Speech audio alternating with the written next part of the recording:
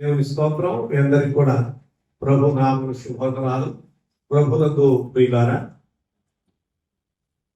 మనము ఎజ్రా గ్రంథం 9వ అధ్యాయం చదువుతున్నాం.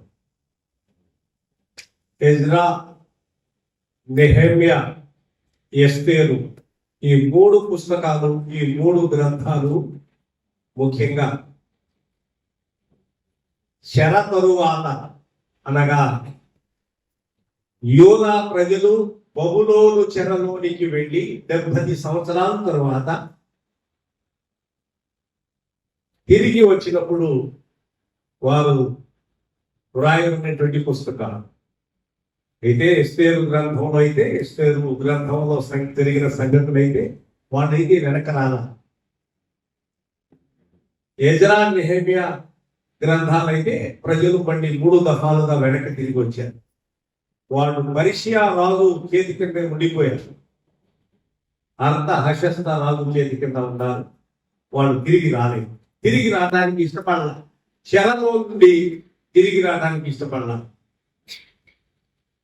ఎస్తేరు అక్కడే ఉంది, మొర్దెకై వీళ్ళందరూ అక్కడే ఉన్నారు.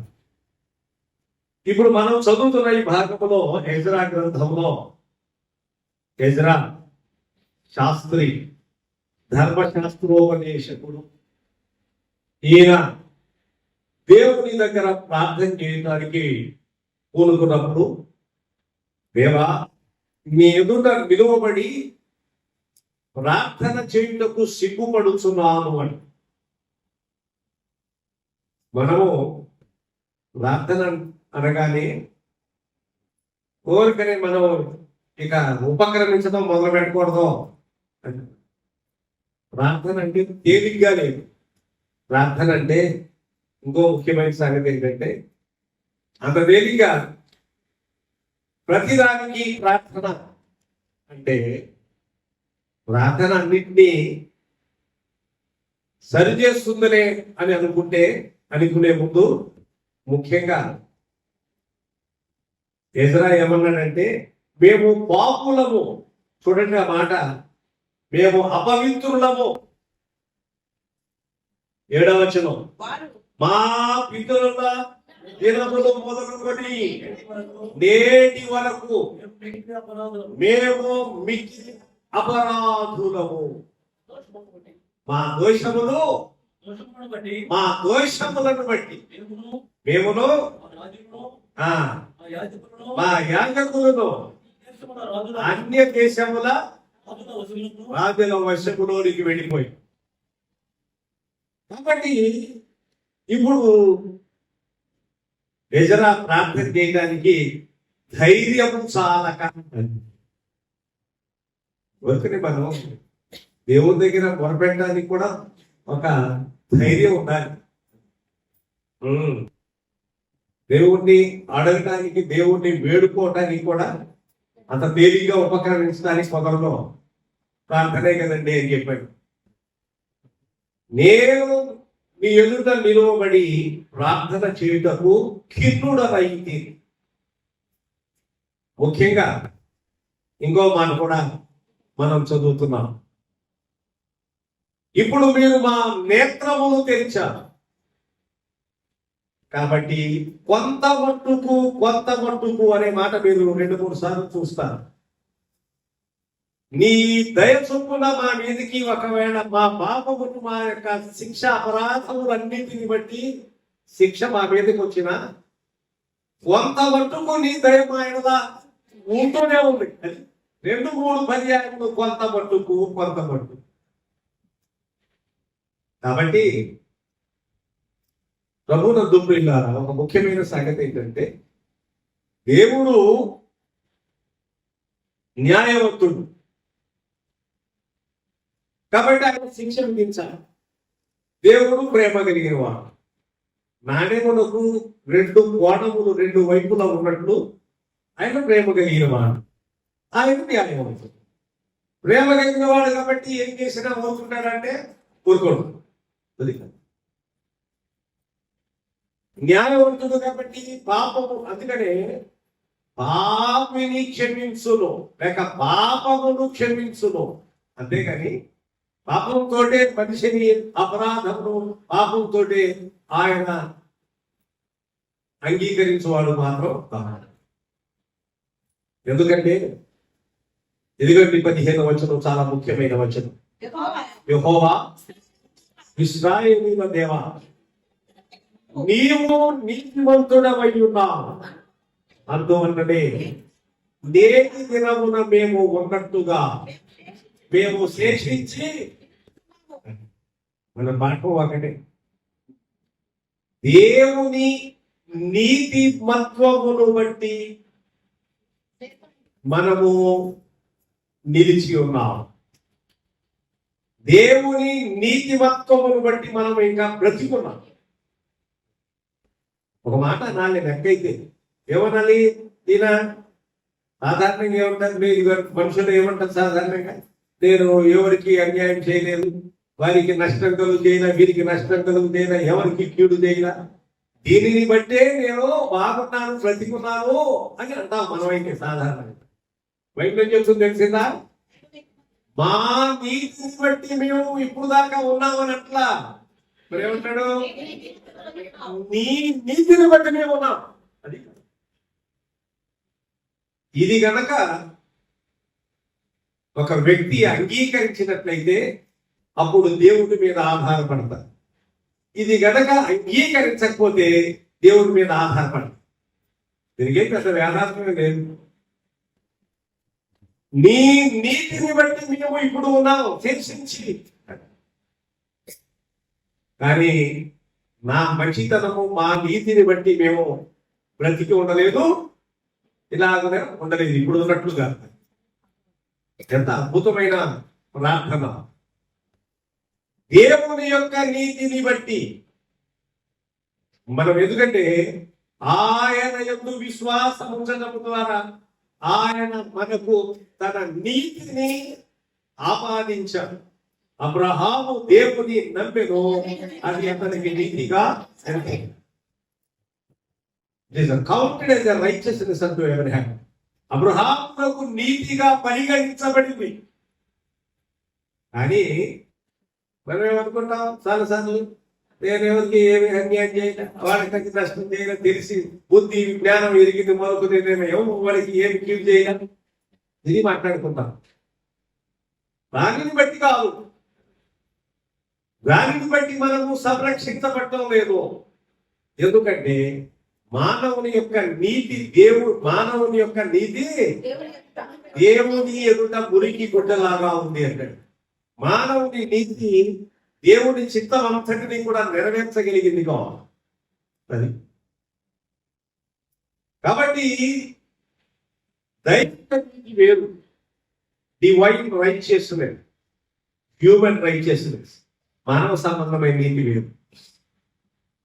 అందుకని అంటాం కదా, మేమందరములో అపవిత్రులమైతిమి, మా నీతి క్రియలన్నీ 64వ అధ్యాయము 6వ వచనం యెషయా గ్రంథంలో చదువుతాం. మేమందరమును అపవిత్రుల వంటి వారమైతిమి, మా నీతి క్రియలన్నీ దేవుని ఎదుట ఫిల్తీ ర్యాగ్స్, మురికి గుడ్డల్లాగా ఉన్నాయి అంటే ఆయన నీతిని బట్టి బ్రతికున్నాం. మేమందరము అపవిత్రుల వంటి వారమైతిమి, మా నీతి క్రియలన్నీ మురికి గుడ్డవలే. కాబట్టి ఎలాగ జీవించుతున్నాము, ఎలాగ బ్రతికి ఉన్నాము ఇప్పుడు వరకు అని అంటే, ఇప్పుడు ఇలా ఉన్నామంటే కొంత మటుకు ఇబ్బందులు ఉన్నాయి, బాధలు ఉన్నాయి, కష్టాలు శ్రమలన్నీ ఉంటానే. అయినను కొంత మటుకు నీ దయ మా మీద ఉంటూనే ఉన్నది అన్నట్ట. చూసారా? కొంత మట్టుకు నీ దయ, నీ కనికరము మా మీద ఉంటూనే ఉన్నది, శేషముగా మిగిల్చబడి ఉన్నది. నానా, మాలో ఒక శేషము ఉండనించున్నట్టు. అది ముఖ్యమైన సంగతి ఏంటంటే, దేవుని ఉద్దేశం ఏమిటి, దేవుని ఇంటెన్షన్ ఏంటంటే, తన పరిశుద్ధ స్థలమందు మనలను స్థిరపరచుతాం. తన పరిశుద్ధ స్థలమును తన ప్రజలను స్థిరపరచుటకు దేవుడు ఇంకా శేషం మిగిల్చి ఉంచాడు. ఇప్పుడు ఏ మనిషి కూడా చేసేది లేదు. నా భక్తి, నా విశ్వాసం, నా ప్రార్థనే నన్ను కాపాడుతుంది, నా ప్రార్థనే నన్ను భద్రపరుస్తుంది, నా ప్రార్థనే నన్ను అన్ని విధాల సంరక్షిస్తుంది అని తెలివి తక్కువతనంగా భావించుకోవడం. దేవుని నీతిమతో కాపాడుతుంది. ప్రార్థన చేయడానికి భయపడుతున్నాను. ఇక్కడ మేము ప్రార్థన చేయుటకు అర్హులము కాదు. దేవుడు ఏమన్నాడు చూడండి. మేము 15 వచనం 2వ భాగం, మేము నీ సన్నిధిని అపరాధులకు కనుక నీ సన్నిధిని నిలుచుటకు అర్హులము కామని. నీ సన్నిధానం నిలబడటానికి అర్హులము. We are not worthy to stand before your presence. నీ సన్నిధానంలో మేము నిలబడటానికి మేము అర్హులు కాదు. కాబట్టి ఓరకనే ప్రతిదానికి మనము ప్రార్థన అన్నప్పుడల్లా అందరికీ వేస్తామండి. ముఖ్యంగా ఆ దోషములు, అపరాధములు, పాపములు, తప్పిదములు ఉపయోగించారు. అవి గుర్తించి వాటిని విడిచిపెట్టాలి. అంతేగాని వాటిని అడ్డుపెట్టి ఊరకని నువ్వు ప్రార్థన చేస్తున్నావు అనుకోండి, ఒకవేళ గాయమునకు పైన మొందేసినట్టు ఉంది, లోపల పెద్ద గాయం అయి కూర్చోండి. గాయానికి పైపేస్తా ఎట్లా? గాయాన్ని మొత్తం క్లీన్ చేయాలంట. బైబిల్ చాలా స్పష్టంగా తెలియజేస్తున్న మాట ఏంటంటే, ఏం లేదు, మీరు మీ దోషములు, మీ పాపములు, మీ అపవిత్రత, మీ ప్రవర్తన, దుర్మార్గత ఎట్లా ఉన్నా కానీ ప్రార్థన చేయి, పర్వాలేదు అని చెప్పలే. ఎక్కడ తెలుసుకోవాలి. పాపములు, మీ దోషములు, మీ అపరాధములు ఎట్లా ఉన్నా కానీ వచ్చి ప్రార్థన చేసుకో అది పోతాయి అని ఎక్కడ చెప్పారు. మనము మన పాపములను ఒప్పుకొనిలా ఆయన నీతిమంతుడు కనుక సమస్త దుర్నీతి నుంచి విడిపించును. 1 యోహాను పత్రిక 1వ అధ్యాయం 8వ వచనం ప్రకారం. అంతేగాని మనము పాపం లేని వారమని ఒప్పుకొని మనం పాపం లేని వారమని చెప్పుకొని మనమే మోసముచ్చుకొనుచున్నటువంటి వారము. మరియు మనలో సత్యము, మన పాపములను మనము ఒప్పుకొని ఆయన నమ్మదగిన వాడు, నీతిమంతుడు కనుక ఆయన మన పాపములను క్షమించి సమస్త దుర్నీతి నుండి. ఎదరా అదే బాధపడుతున్నాడు. ఎదరా ఆ విషయంలోనే దేవుడి దగ్గర ప్రార్థన చేయడానికి నిలబడినప్పుడు చింతిస్తున్నాడు. నేను ప్రార్థన చేయడానికి అర్హులం కాదు.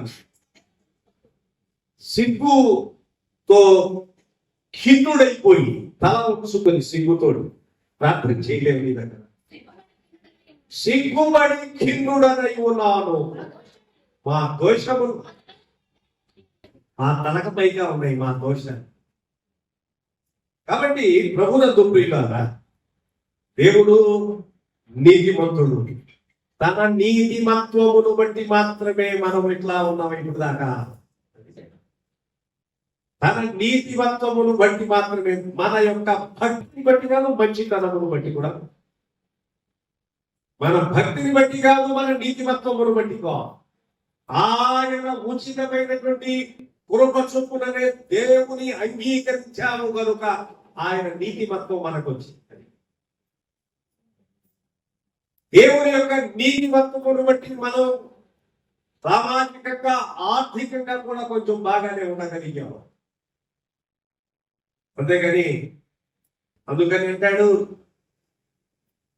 ద్వితీయోపదేశకాండం 8వ అధ్యాయంలో, మీరు భాగ్యము సంపాదించుకొనుటకు మా సామర్థ్యము, మా బాహుబలము అంటారేమో, జాగ్రత్త. అయితే మీరు మా సామర్థ్యము, మా బాహుబలము, ఇంత భాగ్యము కనుగొట్టేశానని అనుకుందురేమో. కాగా మీ దేవుడైన యెహోవాను జ్ఞాపకము చేసుకొనుము. ఏలయనగా అది ఆయన మీ పితరులతో ప్రమాణము చేసినట్టు తన నిబంధనను నేటి వలె స్థాపింపవలని మీరు భాగ్యము సంపాదించుకున్నట్టు మీకు సామర్థ్యము కలుగజేసిన వాడు దేవుడికి సామర్థ్యం కలుగజేసి. చాలాసార్లు మనకి దేవుడు మన దేవుడే ఇస్తాడండి. మనం చేసుకోవాలి పనులు మనం చేస్తాంలే, నువ్వు చేయకపోతే ఆయన వచ్చేస్తాడండి. బైబిల్ అంటే ఏం చెప్పట్లా, తెలివి దొరుకుతారంట. నా కష్టం ఏంటి, నా కష్టం అంటావేమో, నేను నిన్ను ఉంచితే నువ్వు కష్టం చేసుకున్నావు అన్నాడు ఆయన. అసలు లేకపోతే ఏం చేస్తావు కష్టం? ఓ ఈ ఫూలిష్ మన్, ఈ రాత్రి నీ ప్రాణము అడుగుతున్నాను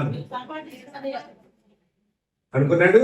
వాళ్ళ పట్టింది, పంటలు బాగా పడ్డాయి, పెద్ద పెద్ద కొట్లు కడదాం అనుకున్నాడు. ఆయన నా ప్రాణమా తినుము, రాగుము, సుఖించుము, అనుకొద్దు నలుకోలేను. ఇంకా నోటితో కూడా అలా ఎంత అలా లోపల అనుకున్నాడు. అర్ధరాత్రి వేళ ఒక స్వరం వినపడుతుంది, ఓ ఈ ఫూలిష్ మన్, బుద్ధిహీనుడా, ఈ రాత్రి నీ ప్రాణం అడుగుతున్నా. అంతే కదా, దేవుని యొక్క ఉచితమైన కృప చొప్పున ప్రార్థన చేయడానికి కూడా, ఆ ప్రార్థన చేయడానికి కూడా ఒక హక్కు, ఒక అర్హత దేవుడి. అంతేగా ప్రార్థన చేయడానికి కూలుకోకూడదు, ప్రతిదానికి ప్రార్థన చేయడానికి కూడా ముందు సరిచేయబడి పరిస్థితులు, అప్పుడు ప్రార్థన చేయాలి. We are unworthy to stand before your presence. మేము నీ ఎదుట నిలబడము అయోగ్యులము లేక అర్హులము. ప్రార్థన చేసేస్తే అన్ని పనులు జరిగిపోతారు అనుకోకూడదు. ఇంకో మాట చెప్తున్నా, ప్రార్థనలు చేస్తే మనుషులు మార్పు చెందాలి. మార్పు చెందితే అప్పుడు పని.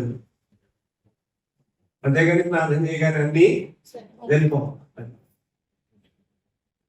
మనం తెలివి తగ్గుతారంగా భావించకూడదు. బైబిల్ ఎట్లా చెప్పండి, ప్రార్థన చేయండి, ప్రార్థన చేస్తే అన్ని జరిగిపోతాయి. బైబిల్లో దేవుడు చెప్పాడు మాకు అని చెప్పి అనుకోకూడదు.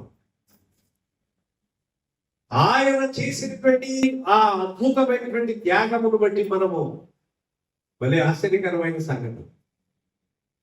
2వ కొరింథీ పత్రిక 9వ అధ్యాయం 8వ వచనం చదువునారా? మీరు మన ప్రభు అయిన యేసు క్రీస్తు కృపను ఎరుగుదురు కదా, ఆయన ధనవంతుడై ఉండి మీరు తన దారిద్ర్యము వలన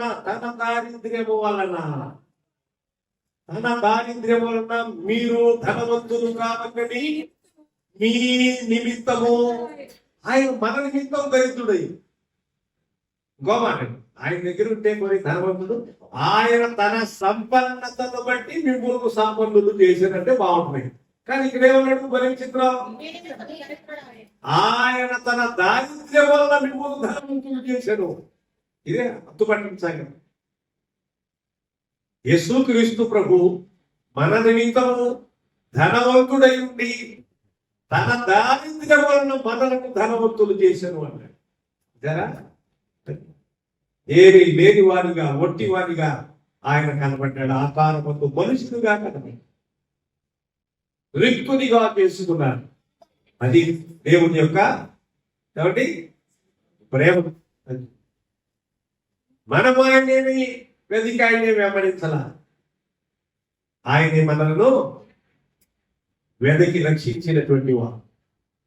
కాబట్టి ఈ ప్రార్థన చేయడానికి ఎజ్రా పూనుకున్నప్పుడు కొంత మట్టుకు నీ దయ ఎప్పుడు మాయలా ఉంటూలేదు. శేషం ఎప్పుడు మిగిలి ఉంటుంది. నీ దయ అనేటువంటి శేషం, నీ కనికరం అనేటువంటి శేషం, నిన్ను వెంబడించేటువంటి వారి శేషం. చాలా ఎక్కువ మంది ప్రభువుని వెంబడిస్తూ వచ్చారు.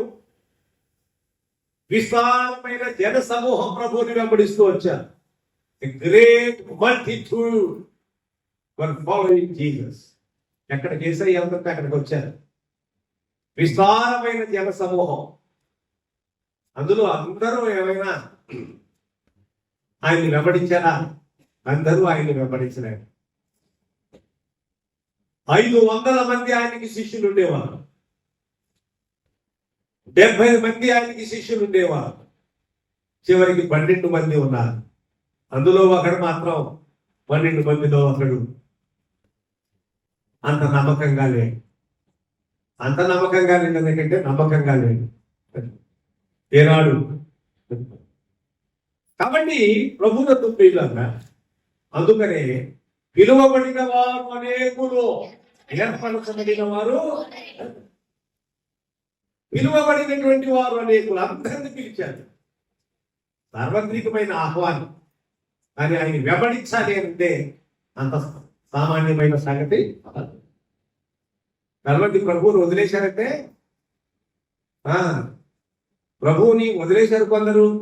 కొన్ని కష్టాలు, కొన్ని బాధలు వచ్చిందంటే అందరూ సంఘమందరూ కూడా ప్రార్థన చేయకపోవడం కాదు, వాళ్ళ క్రియలు మంచివి కాబట్టి వాళ్ళు వదిలేశారు. ఎందుకంటే ఏం ఆశ్చర్యం లేదు.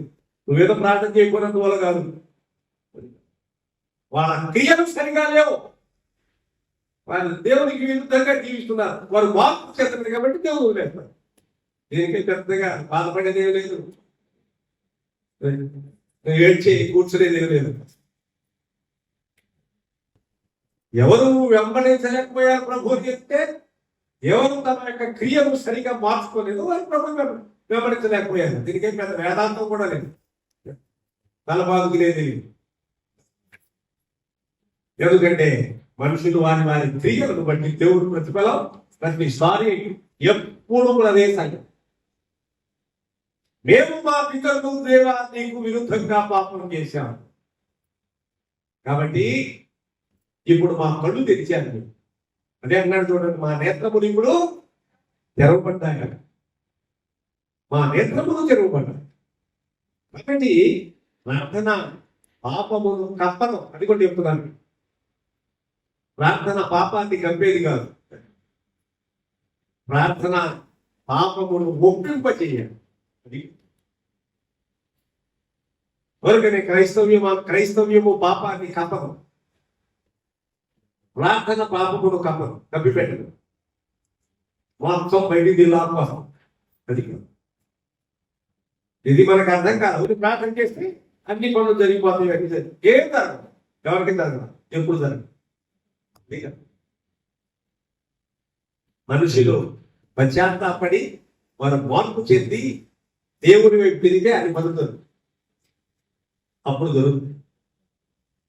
ఆయన సెలవిచ్చిన పని చేయకుండా, ఆయన ఆజ్ఞాపించినటువంటి కార్యము, ఆయన ఆజ్ఞాపించిన ఆయన మాట, ఆయన విధి, ఇది అంతా కూడా నిర్వర్తించకుండా ఊరికి ప్రార్థన చేసుకుంటూ పోతానండి, నా ప్రార్థన అంతా ఇదిపోతుందండి అంటే నిర్బోధంలో ఏమవుతుంది. అందుకని అంటాడు, we are unworthy to stand before your presence. మేము నీ ఎదుట నిలవబడటానికి మేము యోగ్యులము కాదు, అర్హులము కాదు. చిత్తగించుము, మేము నీ సన్నిధిని అపరాధులము కనుక. అందుకని మేము నీ సన్నిధిని నిలుచుటకు మేము అర్హులము కాము. నిలబడటానికి అర్హులం కాదు, ఇంకా అడగటానికి ఏమో అర్హులం. అడగాలి అంటే ఏం చేయాలన్నమాట, ఏం చేసుకోవాలి, అది సరి చేసుకోవాలి. విడిచిపెట్టాలి, దుష్టత్వమును విడిచిపెట్టాలి, దుర్మార్గతను విడిచిపెట్టాలి. మనమేమనుకుంటున్నామంటే, అరే మనం ఇంత ప్రార్థన చేసుకున్నామే, మనుషులు మారట్లేదే, రోగం పోవట్లేదు, మనుషులు మారట్లేదే అని ఇదే మనం అనుకుంటాం. తెలివి తప్పుతారా? బైబిల్ అర్థం కదా నీకు. ఓరికైనా ప్రార్థన చేసుకుని పోతే అన్ని పనులు తెలుసుకున్నాం. అవును, అలా ఎవరికి అవ్వదు.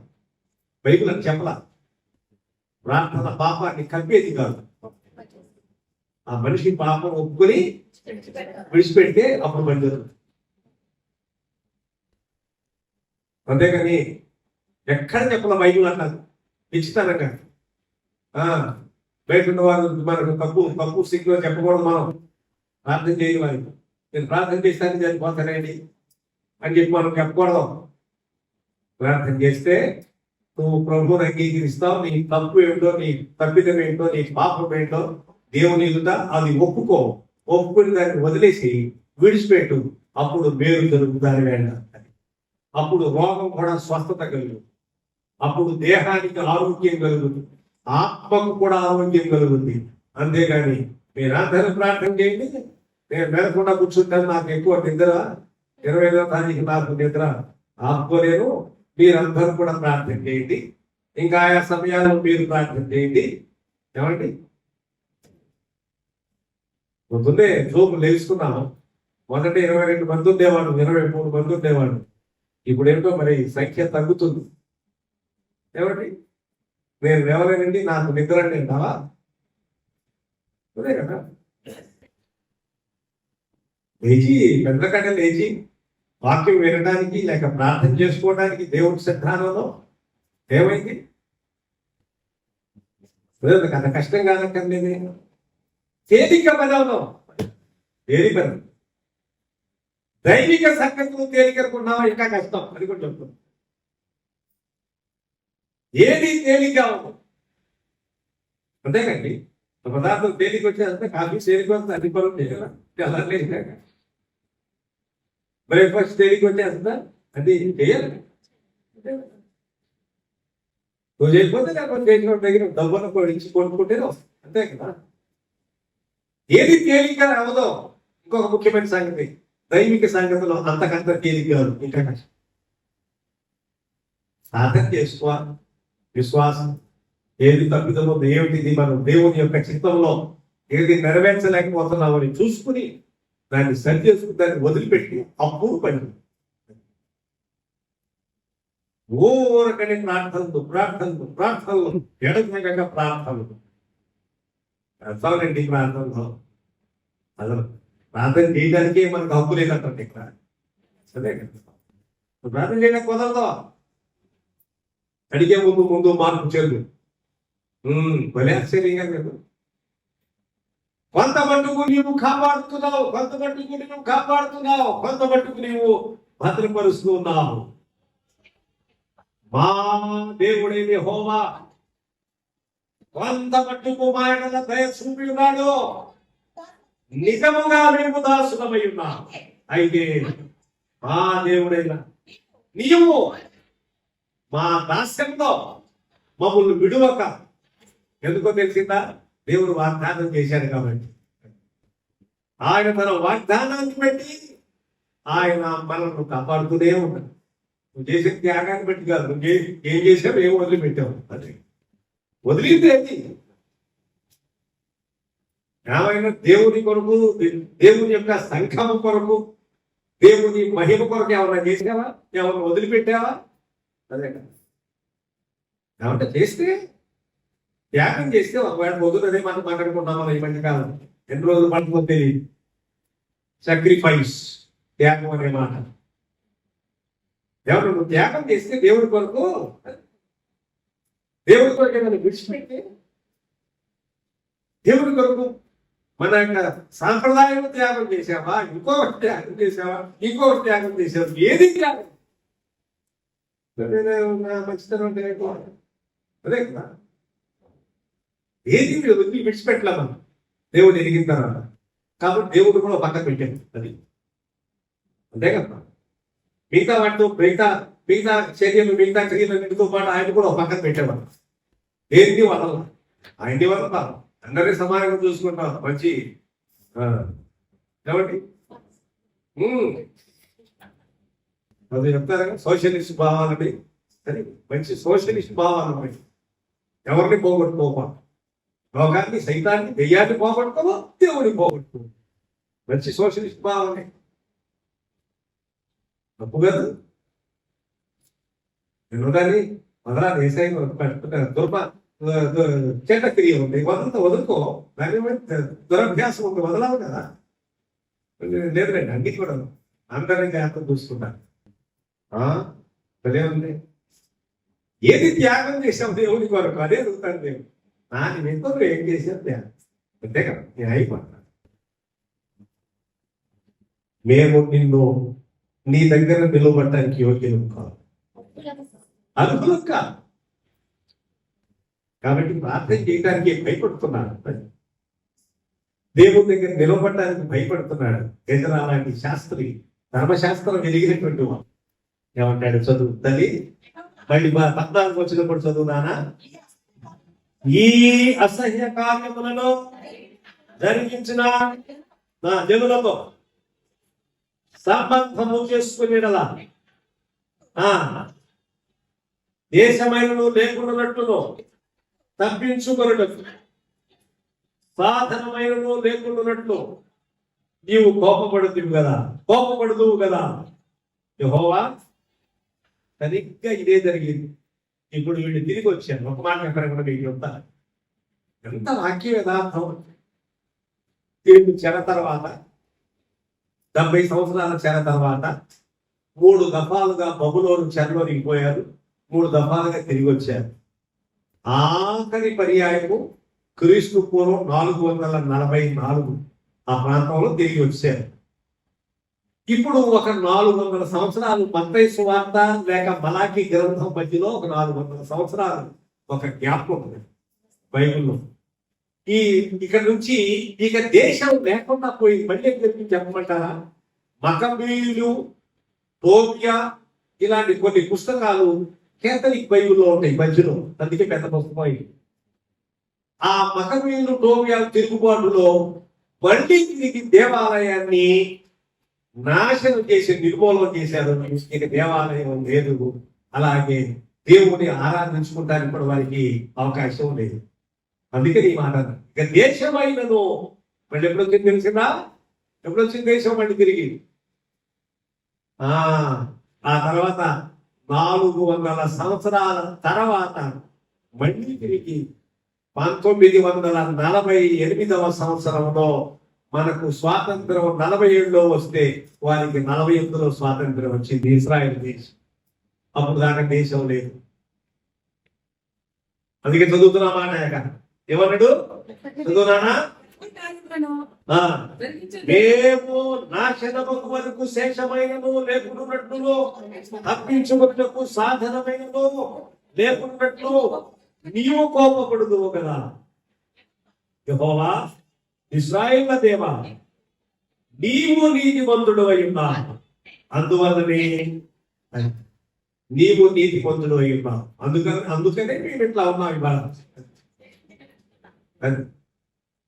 మేము నీతిమంతులై ఉన్నాం, అందుకే ఉన్నామని అన్నమాట. నీవు నీతిమంతుడై, మేము నీకు నమ్మాం కాబట్టి నీ దయ చొప్పున మేము ఇట్లా ఉన్నాం.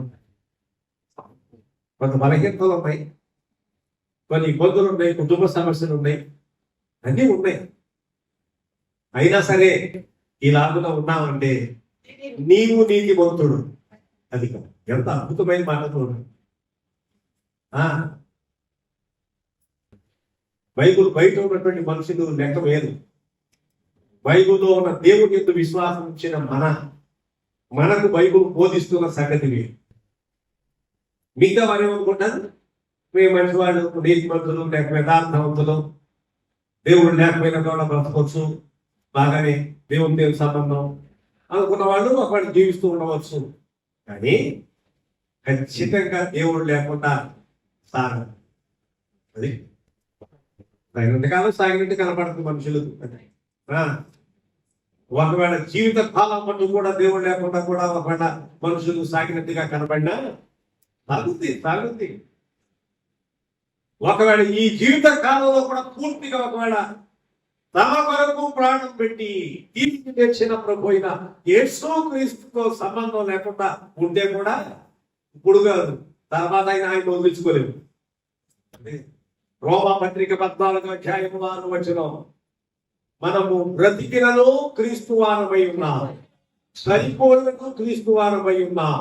ఇందు నిమిత్తమే క్రీస్తు మన కొరకు సరిపోయి మనలా బ్రతికెను. మనము బ్రతికినా ఆయనకి చెందిన వాళ్ళం, చనిపోయినా ఆయన వదిలించుకోలేము. అది నేను దేవుడు నమ్ముకున్నానండి, దేవుడు నాకేం చేశాడంటే అమ్మా మనలో ఎవడునో ఆయన కోసమే బ్రతుకడు, తన కోసమే బ్రతుకడు. ఎవడునో తన కోసమే సరిపోడు. మనము బ్రతికినను ప్రభు కోసమే బ్రతుకుతున్నాం, సరిపోయినను ప్రభు కోసమే సరిపోతున్నాం. కాబట్టి బ్రతికినను సరిపోయినను ప్రభు వారమై ఉన్నాము. పోయినా వదిలించుకోలేము. ఇంకో మాట, ఇప్పుడు ఒకవాడు వదిలించుకోవచ్చు. ఒకవాడు ఇంకా పెద్ద ఆశ్చర్యమైన సంగతి ఏంటంటే, ఇప్పుడు భూమి మీద శరీరంలో ఉన్నప్పుడు ఒక జీవిత కాలం అంతట్లో కూడా ప్రభుతో నాకు సంబంధం లేదు అని జీవించవచ్చు. కానీ ఆ తర్వాత మాత్రం ఆయన వదిలించుకోలేదు. ఇది ఎక్కడ బాగుంది అనుకుంటున్నా. ఇప్పుడు ఒకవేళ సంబంధం లేకుండా జీవించిన చచ్చిపోయినా ఇంకా ఆయనకు వదిలించుకోలేము. ఎందుకనగా 2 కొరింథీ 5:10 ప్రకారముగా, ఎందుకనగా తాను జరిగించిన క్రియల చొప్పున అవి మంచివైనా సరే చెడ్డమైనా సరే దేహంతో జరిగించు ప్రతి వాటి యొక్క ఫలము ప్రతివాడు పొందునట్టు. క్రైస్తవుడు కాదు, నాశనం చేసేవాడు కాదు, ప్రతివాడు పొందునట్లు మనమందరము క్రీస్తు న్యాయ పీఠము ఎదుట ప్రత్యక్షము కాదు. అందరము కూడా we all should appear before the judgment seat of Jesus Christ. అంటే యేసుక్రీస్తు న్యాయ పీఠం ఎదుట ఎందుకో తెలిసిందా? ఆయన మాత్రమే సమస్తమైన మానవాడి కొరకు పరలోక సింహాసనము విడిచిపెట్టి భూమికి మానవ స్వరూపము ధరించి శ్రమపడి సిలువ వేయబడి చనిపోయి సమాధి చేయబడి 3వ దినమున పునరుత్థానుగా తిరిగి లేచి పరలోకమునకు ఎక్కి వెళ్ళి మరలా తిరిగి రాబోతున్నటువంటి వాడు. కాబట్టి ఆయనకు మాత్రమే ఆ హక్కు ఉంది మనుషులకు శిక్షించడానికి, మనుషుల కొరకు ప్రాణం పెట్టేవాడు. అది నాకు ఆయనకు సంబంధం లేదు, మనం ఉండదు ఇప్పుడు. అది ఉండకపోతే ఉండకపోయింది. బైబిల్ చెప్తుంది సార్వత్రికాన్ని గురించి, క్రైస్తవ ప్రపంచాన్ని గురించి కాదు. మళ్ళీ చెప్పలేడు ఒక మాట. Bible is not only speaking for the Christian community. క్రైస్తవ సమాజం గురించి, క్రైస్తవుల గురించి బైబిల్ చెప్పట్లా. Bible speaks to the entire లోకమంతా, మానవాళి అంతా గురించి బైబిల్ మాట్లాడతాం.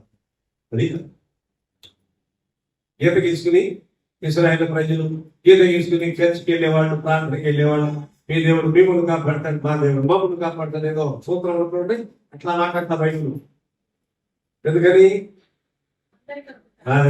ఆయన అందరి కొరకు ప్రాణం పెట్టాడు. ఆయన అందరి కొరకు పరలోక సింహాసనం విడిచిపెట్టి భూమికి వచ్చినటువంటి. కాబట్టి అందుకని బైబిల్ యూనివర్స్ సార్వత్రికంతో ముడిపడింది బైబిల్. ఈ సంఘటనలో జరుగుతున్నా అలాగనే ఏ విధమైన పరిస్థితులు మనకి కనబడుతున్నా కానీ, మనం చెప్తున్నాను. మొన్న ఒక బాబా చెప్పాడు, 5వ తారీఖు వాళ్ళ ఇంట్లో వాళ్ళ 6 కదా, 5 నిన్న కదా, ఇదిగో ఇక అయిపోయింది, జమ్మాను కొట్టుకుపోతుంది, ఇదిగో అయిపోయింది బాబా ఒక ఆయన పేరు మనక. ఇది జపానికి ఇది కొంచెం వచ్చేసింది పెద్ద భయంకరమైనటువంటి అగ్ని పర్వతం వచ్చేసింది. ఎక్కువ అని చూపిస్తారు వీళ్ళు, బ్రేకింగ్ న్యూస్ అని మీడియా వాళ్ళు. కొట్టుకుపోయిందా చిన్న 5వ తారీఖు. మనుషులు భ్రమ పెట్టి భయపెట్టి ఏదేదో బైబిల్ చెప్తుంది. ఖచ్చితంగా బైబిల్ చెప్తున్న మాట ప్రకారం అన్ని దగ్గర మనం అది ఎవరు చెప్పినట్టుగా కూడా జరగదు. అది కూడా చెప్తున్నాను. Bible accurate. బైబిల్ చెప్తున్నట్టుగా లోకాంతం అంతా కూడా దగ్గర పడతాం. 10 నేషన్స్ కన్ఫెడరేషన్, 10 రాజ్యాలు ఉన్నాయే దానియేలు గ్రంథంలో. 11వ వాడు ఒకడు తల వస్తుంటే అట్లాగే దానికి సమాయత్తం అవుతుంది వేళ. తెలిసిందా? బైబుల్ ఏం చెప్తుందో ఆ ప్రకారం అన్ని కూడా దగ్గర పడుతున్నాయి. ఒక్క బైబుల్ మాత్రమే అథెంటిసిటీ, లోక అంతమునకు, లోక ముగింపునకు. అలాగనే నరకము ఉంది, స్వర్గం ఉంది, పరలోకం ఉంది, అలాగే నరకం ఉంది, పవిత్రత ఉన్నది, పాపం ఉన్నది, పరిశుద్ధత ఉన్నది అని గట్టిగా చెప్పింది దేవుని వారు. దానికి పరిష్కారం చూపింది కూడా బైబిల్. యేసు రక్తము ప్రతి పాపము నుండి. మనము లోకములో జీవిస్తున్నాము. ఆయన లోకమును ప్రేమించి, అందుకనే దేవుడు లోకమును ఎంతో ప్రేమించాడు. కాగా తన ప్రియ కుమారుని నామమున విశ్వాసము ప్రతివాడు నశింపక నిత్య జీవము పొందుటకు. ఒకటే చెరల నుండి తిరిగి వచ్చిన తరువాత ఎజ్రా ధర్మశాస్త్రాన్ని ఎరిగిన వాడు, ధర్మశాస్త్రాన్ని బోధించేటువంటి వాడు. ఇదిగో దేవా, నీ వైపు చూసి ప్రార్థన చేయడానికి భయపడుతున్నా. అందుకనేగా దేవదూతలు 6 రెక్కలు కలిగినవా, 2 రెక్కలతో ముఖం కప్పుకున్నా, 2 రెక్కలతో పాదములు కప్పుకున్నా, 2 రెక్కలతో ఎగురుతూ పరిశుద్ధుడు పరిశుద్ధుడు పరిశుద్ధుడు, థ్రైస్ హోలీ అంటే కుమారుడు, పరిశుద్ధుడు పరిశుద్ధుడు పరిశుద్ధుడు అని గానములు చేయించు ఆయన స్తుతిస్తున్నారు. సర్వలోకము ఆయన నేను ఆయన్ని నమ్మనండి, ఆయన వెంబడించనండి, నేను పోరాడు పోతే తర్వాత ఈ సంగతి తెలుస్తుంది. నేను ఆయన్ని వెంబడించనండి అని అంటే ఇంటికి తెలుస్తుంది. అది కూడా చెప్తుంది, బైబిల్ చెప్తుంది. తెలవనోడంటే తెలవకుండా ఉన్నాడు, తెలిసిన అక్కడ ఆయన వదిలిపెట్టిపోతావా? తెలవకుండా ఉన్నవాడు ఎట్లాగో తెలవకుండా అయ్యో ఎంతమందితో ఉన్నారు. ఇంకా ప్రభుని నమ్ముకోవాల్సిన వారు స్వాధీనపరుచుకున్నటకు దేశము ఇంకా మిగిలి ఉన్నదని యెహోషువ గ్రంథంలో చదువుతున్నట్లుగా నమ్మని వాళ్ళు ఎంతో మంది ఉన్నారు. అందరి కొరకు ప్రభు సాచిన చేతులతో ఆయన ఆహ్వానిస్తున్నాడు. నా చేతు నా దగ్గర రండి, నేను మీ కొరకు. మీరు ఒక తెలుసుకుని పోదండి. నాలో ఏం చూసిపోతున్నావు అన్నాడు. నాలో ఏం చూసి నువ్వు పోతున్నావు? ఏ దుష్టంతో చూస్తే నాకు వదిలిపోతున్నావు. నీవే చూసుకుని పాపాన్ని పెట్టి నువ్వు పోతున్నావు తప్ప నాలో ఏం చూసిపోతున్నావు చెప్పు అంటాడు దేవుడు. ఏం చెప్తావు జవాబు? అక్షర 100% వాసన. అంతే అంతే కదా. ఆయనలేమో బాబు దోషం ఉందని పోతావు, ఒక మనిషిని నమ్మి. ఆయనలేమో దుర్మార్గత ఉందని పోతావు. ఎవరో బుద్ధిహీనతో మా పిచ్చివాళ్ళు వాగుతుంటాయి, వాడికేం తెలుసు? అదే కదా. యేసయ్య పరిశుద్ధత గురించి, నీతి పత్రం గురించి వారికి ఎవరికో ఏం తెలుస్తుంది? అదే కదా. టీవీలో వచ్చి టీవీ పెట్టి వాడు మాట్లాడాడు కాబట్టి యేసయ్య నువ్వు ఆయనకి ఏమైనా మురికి నటిస్తావా? అదే కదా. ఎవరు ఆయనకి మానేవాడు, నువ్వు అనిపించుకోవడం తప్ప ఆయన కలిపి ఉన్నదానికి ఇక్కడ పాపములకు పాపం కలుపుకోవడం తప్ప మనుషులు దేవుణ్ణి దూషించిన వాడు, దేవుణ్ణి విడిచిపెట్టిన వాడు, పాపానికి పాపం ఇంకా కలుపుకొని యాడ్ చేసుకుంటున్నాను. జాగ్రత్తగా ఉండాలి. ఆయనతో మాట్లాడేటప్పుడు ఎవరుకున్నా ప్రార్థన చేయడానికి వణుకుతున్నారు. ఇక్కడ ప్రార్థన చేయడానికి చస్తున్నారు.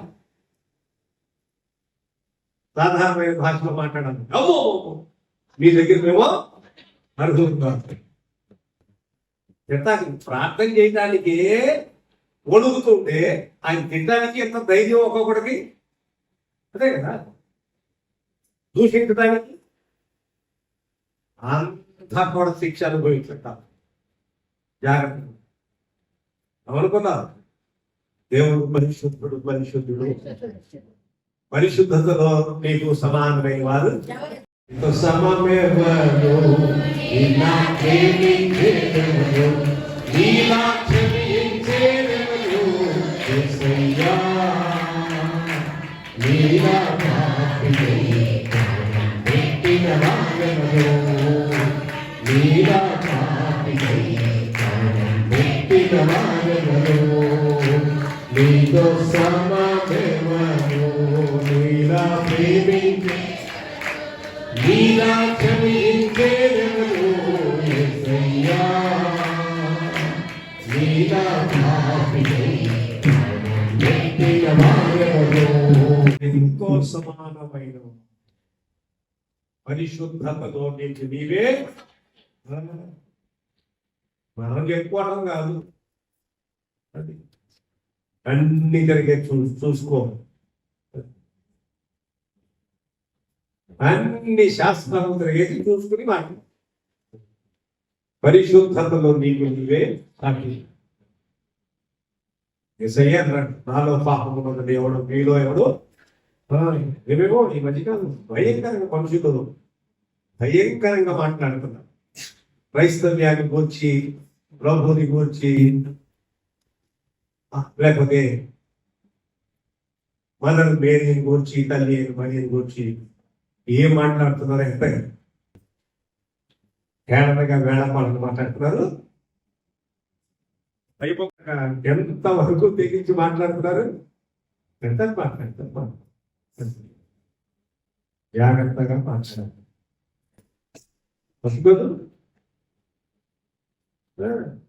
ఇంటి పక్కన కాబట్టి బజార్లో ఉన్నాడు ఆయన. యేసు ప్రభుని గురించి మాట్లాడటానికి, అసలు ఆయన దూరం దగ్గర నిలబడడానికి మేము యోగ్యులు కావాలండి. ప్రార్థన చేయడానికి తినడానికి అధికారం కదా. కాబట్టి అన్నిటికీ ఖచ్చితంగా ఇక్కడే తిరిగిపోతారు మనిషి. ఇక్కడ తర్వాత కూడా సందేహమైనది. అప్పు దేవుని గురించి మనిషి గురించి అనుకున్నా అంటే ఏమన్నా పోయాడా అనుకున్నాడంటే అనుకోవచ్చు. మనిషి అనుకోండి, ఆ మనిషి మనిషి అనుకున్నాడంటే దేవుడి గురించి మాట్లాడలేదు అనుకున్నాడంటే వేరే సాగదు.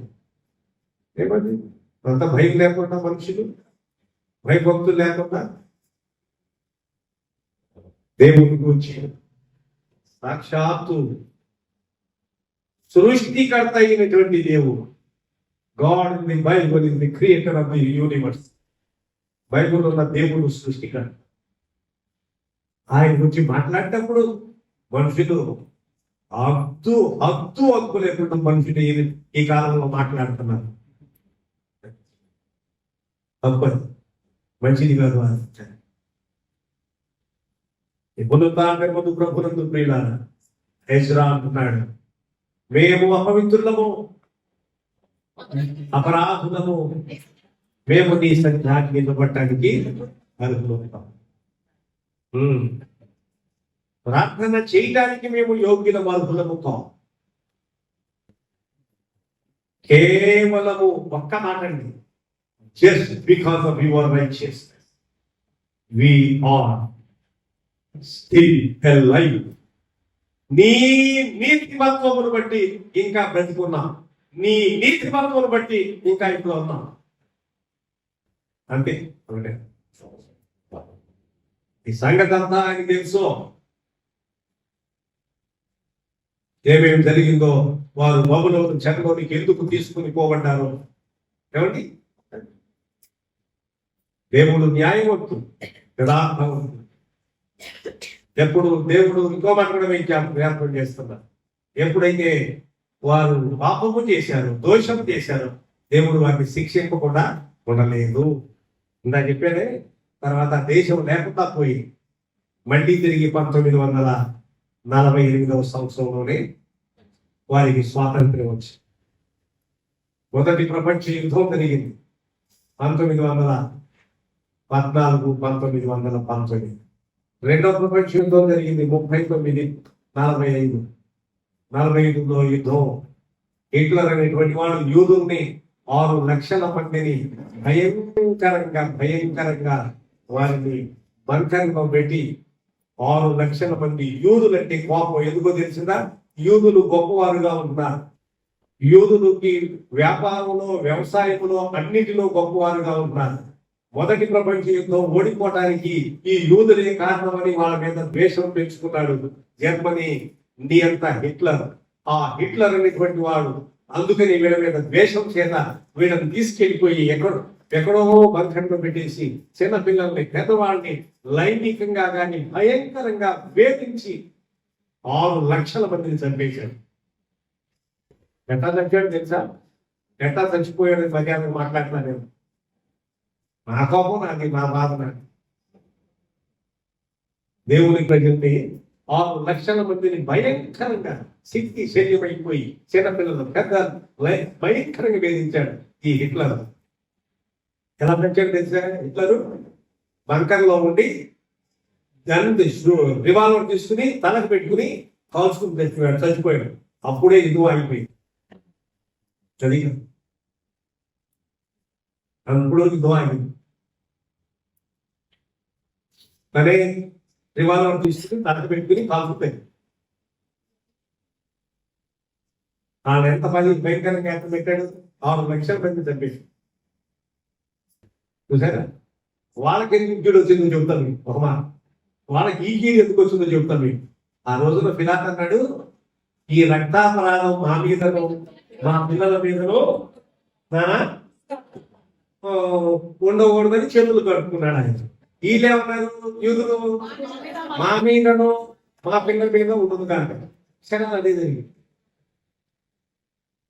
అదే జరిగింది. చూసారా? అందుకని ఆ యొక్క 2వ ప్రపంచ యుద్ధం రావడానికి గల కారణం, 2వ ప్రపంచ యుద్ధంలో భయంకరమైన వేషం పెంచుకుని యోధుల మీద హిట్లర్ చేసిన పని 6 లక్షల మందిని చంపేస్తారు. అందరి యూదులు.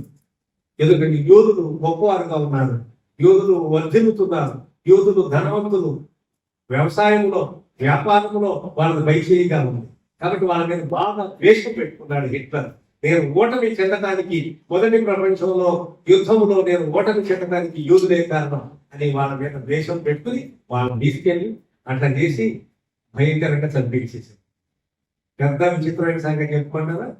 అదే జర్మనీ దేశము నుండి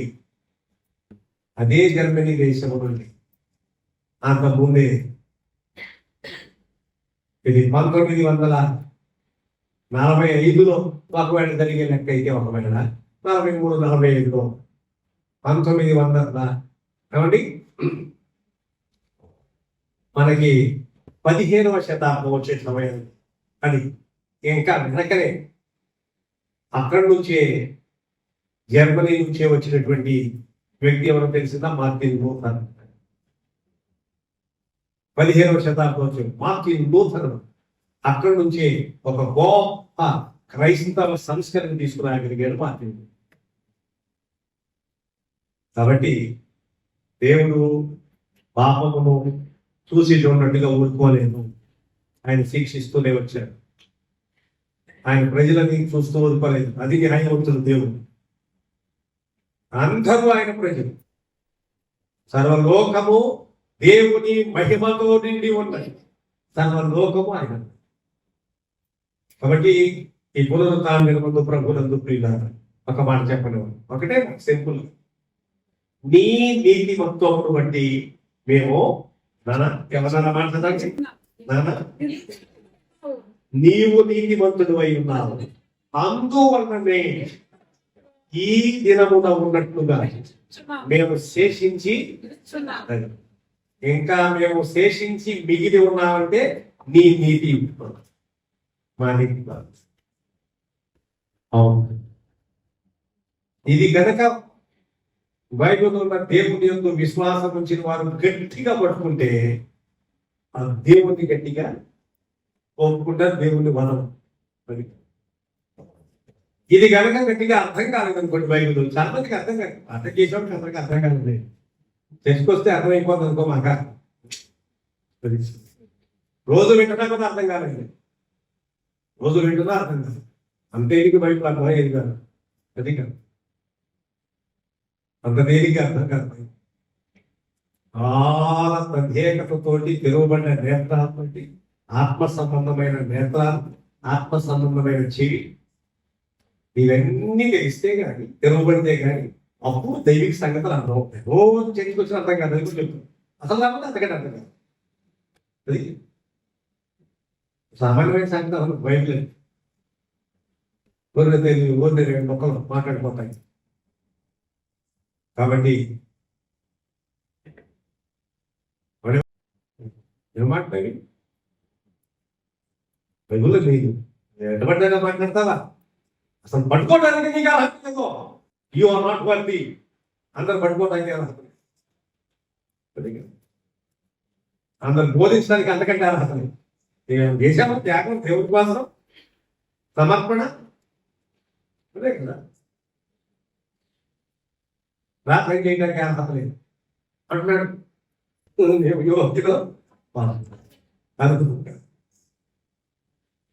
ప్రతివాడు బయట ఏమండి, అదే కదా. పరిశుద్ధ గ్రంథం వంటి మూసలో 7 భాగం కలిగి ఊదినంత పవిత్రము దేవుని వాక్యం, అదే కదా. అంటే నీకు అర్థపెడతాం. ఇప్పుడు అర్థం అందుపడుతుంది, కొంచెం కొంచెం కొంచెం కొంచెం అర్థమవుతాం. ఎంత ఎక్కువ సాధన చేస్తావో, ఎంత ఎక్కువగా దేవుని దగ్గరికి వస్తావో అప్పుడు అర్థం మంచి. నేను ఎంత గోడ చేసినందుకు 2 మంది ఏదో ప్రార్థన చేసేస్తావు, నీకు తోచింది లేదు. నీకు అర్థమైంది, నీకు అర్థం కాలా, ఏదో అని చేస్తాం ప్రార్థన, సంబంధం లేదు. లేకపోతే ఇంకోటి పెడతాం, పేరుకి అర్థమవుతుంది. అర్థం కాదు కనుకనే ఎప్పటికప్పుడే శరీరాన్ని కూడా నల్లగొట్టుకుని, ఆత్మ నల్లగొట్టుకుని ప్రభు పాఠాల దగ్గర అది అప్పుడు అర్థం. మీకు అర్థం ఎక్కడ అదే మాట ఇప్పుడే కన్నారని మీరు అర్థం అవుతుంది. అవును, ఇప్పుడే అంత అర్థం కాదు, మళ్ళీ ఇప్పుడే అంత అర్థం అవుతుంది.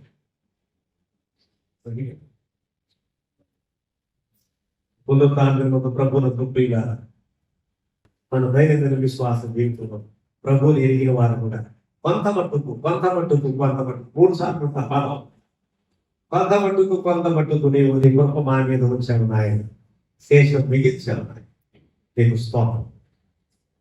ఇవాళ ఉన్నామంటే నీ నీతి. ఇది ఒప్పుకున్నావు అనుకో, 5 మట్టుకు వేలంటావు.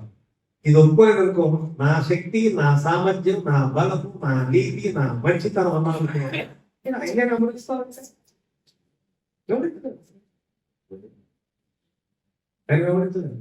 ఇది ఒక్క మాట పట్టుకున్నావు అనుకో, జీవితాంతం కూడా తుది శ్వాసలకు ఆయన పట్టుకో. నీ నీతిని పట్టిన ఆయన, నేను ఇక్కడ ఉన్నానంటే నీ నీతి, నా నీతి.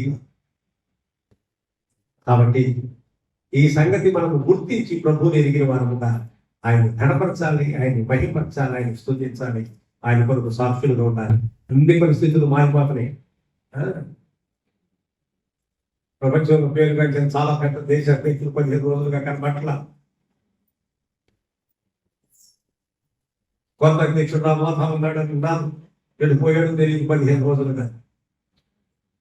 చాలా రకాల పరిస్థితులు సమీకరణలు మారుతున్నాయి. ఇదంతటికి కూడా 10 నేషన్స్ కన్ఫెడరేషన్ 10 రాజ్యాల యొక్క సమాఖ్యకు దారి తీస్తుంది. బైబుల్ వచనం జరగబోతుంది. దాని గ్రంథం అంతా కూడా మార్పు జరుగుతుంది. లోకం అంతా ముగించబడబోతుంది. నిన్న 5వ తారీఖున జపాన్ కొట్టుకుపోతుంది. ప్రవచనం నాటి ప్రవచనం కాదు ఇది. ఏం చెప్తున్నది బైబుల్ వచ్చి, నేను చెప్పట్లా, బైబుల్ చెప్తుంది. అయిపోయింది 5వ తారీఖు. ఏమైపోతుంది, అయిపోయిందా? అయిపోయినది కదా, ఉండగా వాళ్ళ 6వ తారీఖు. కాబట్టి బైబుల్ అసలైనటువంటి ప్రవచనం ఏం చెప్పారో జరుగుతుంది. అన్నిటికీ దగ్గరికి వస్తాం. అది కాలము నేను ఈ నిద్ర మేలు కొన్ని వేదం తెలుసుకొని ఆ జ్ఞానంలో వలే కాక జ్ఞానంలో వలే నడుచుకున్నట్టు సార్ దేవా ఒక్కటే మన గంటకి పాఠం నీ నీతిని బట్టి మేము ఇట్లా ఉన్నాం. నీ దయ, నీ కనికరాలు అందు అసలు ప్రార్థన చేయలేము. నీ దగ్గరికి వచ్చి ఆ ధైర్యం లేదు అంటున్నాడు పెద్ద శాస్త్రి శాస్త్రి ధర్మశాస్త్రోపదేశి ఏం తెలియకుండా మనకి శాస్త్రం లేదు, ఏం తెలియదు వరమే నేను ప్రార్థన చేస్తానంట ప్రతిదానికి. శాస్త్రి అంటున్నాడు, శాస్త్రి తెలిసి ధర్మశాస్త్రం పట్టించుకుడు అంతా తెలిసినవాడు అది. కాబట్టి జాగ్రత్త కలిగి భయంకరమైన దినాలు ప్రభు రాకడ కొరకు మనం సిద్ధపరచుకున్నట్టుగా ప్రభు మనల్ని ఆయత్తపరచును గాక.